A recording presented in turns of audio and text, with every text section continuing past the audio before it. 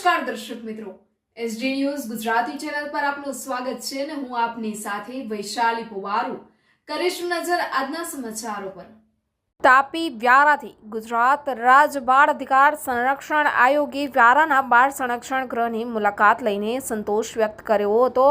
આયોગના અધ્યક્ષ શ્રી ધર્મિષ્ઠાબેન ગજ્જરે જણાવ્યું હતું કે આ ચિલ્ડ્રન હોમમાં 22 બાળકોને ઘર જેવી સુવિધાઓ મળી રહી છે। બાળકોનું આરોગ્ય સારું રહે, તેમને શિક્ષણ સારું આપી શકીએ તે માટે સંબંધિત તમામ વિભાગોએ પોતાની રીતે શ્રેષ્ઠ કાર્ય કરવું જોઈએ। ચિલ્ડ્રન હોમના સંચાલકોએ છોકરીઓ માટે પણ આવી અલગ વ્યવસ્થા ઊભી થાય તેવી રજૂઆતો કરી હતી।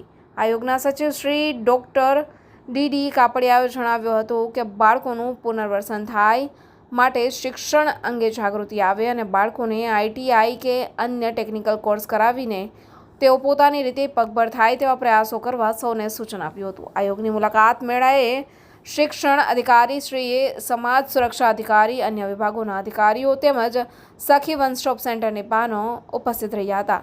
Reporter Hitesh Rana, SD news Gujarati, Tapi Vyara.